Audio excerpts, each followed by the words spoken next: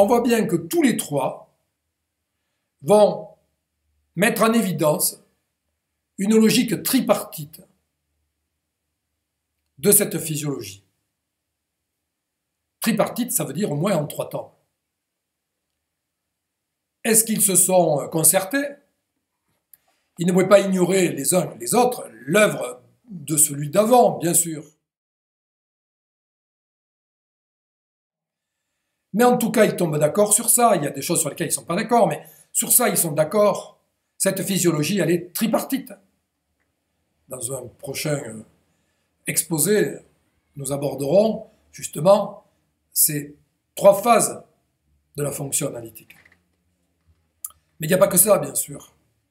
Il y a plein d'autres éléments qui vont nous montrer que ces trois grands chercheurs, à eux trois, résument ce qu'est la fonction analytique, surtout bien sûr qu'elle existe.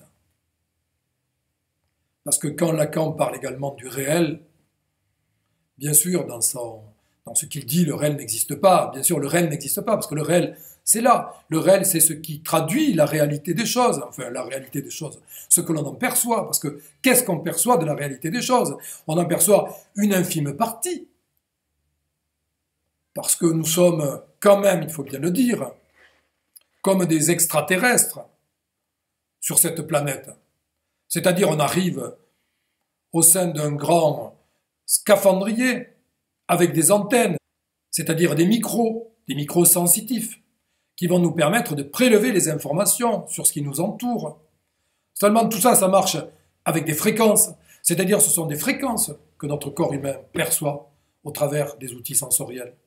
Et ces fréquences, eh bien, elles sont limitées, c'est-à-dire que l'on ne capte qu'un faible échantillonnage de ce qui se passe autour de nous. C'est-à-dire qu'on ne voit pas grand-chose, mais on rend compte de ce que nos instruments nous donnent la possibilité d'appréhender.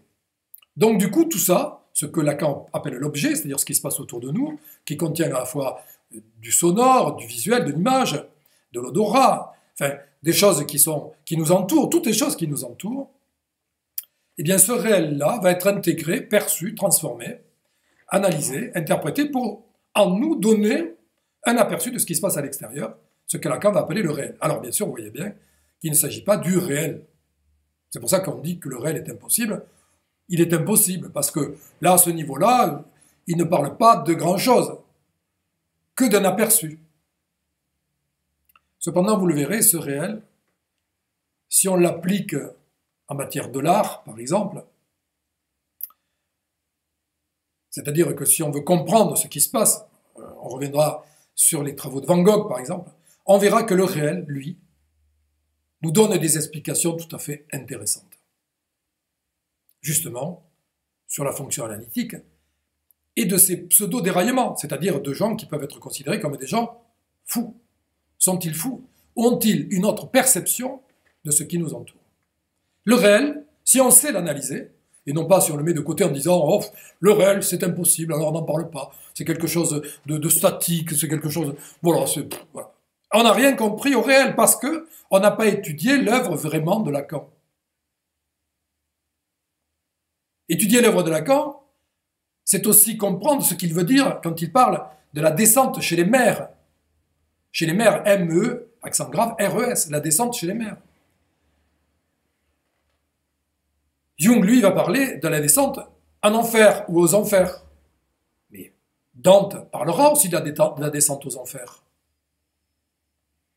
Apulée, avec l'âne d'or, les métamorphoses. Il s'agit également d'un chemin que l'homme peut trouver sur sa route, c'est-à-dire quelque chose qu'on peut emprunter tout d'un coup. Peut-être dans l'idée de se soigner sans le savoir, un chemin initiatique. En tout cas, toutes ces découvertes, magnifiques je dirais, parce que quand on cherche ça et qu'on découvre quelque part là, caché derrière un petit buisson chez Freud, un mot, une expression, ou chez Lacan, ou encore chez Jung, et bien là c'est quelque chose de merveilleux parce que Ça c'est clair.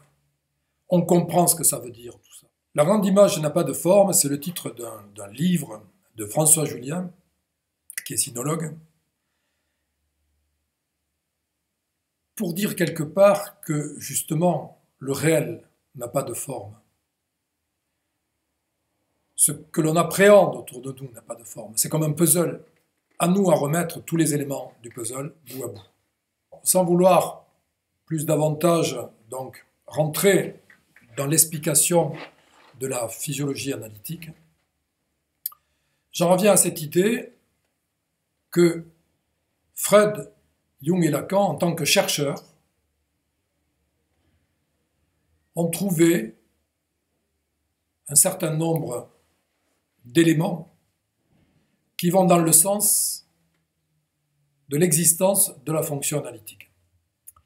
Et c'est par un travail de comparatisme, c'est-à-dire considérer que l'œuvre de Freud, l'œuvre de Jung et l'œuvre de Lacan sont des écritures, une écriture analytique, et que ces écritures contenaient en elles les ferments nécessaires à la mise en place ou à la compréhension, je dirais, de cette fonction analytique.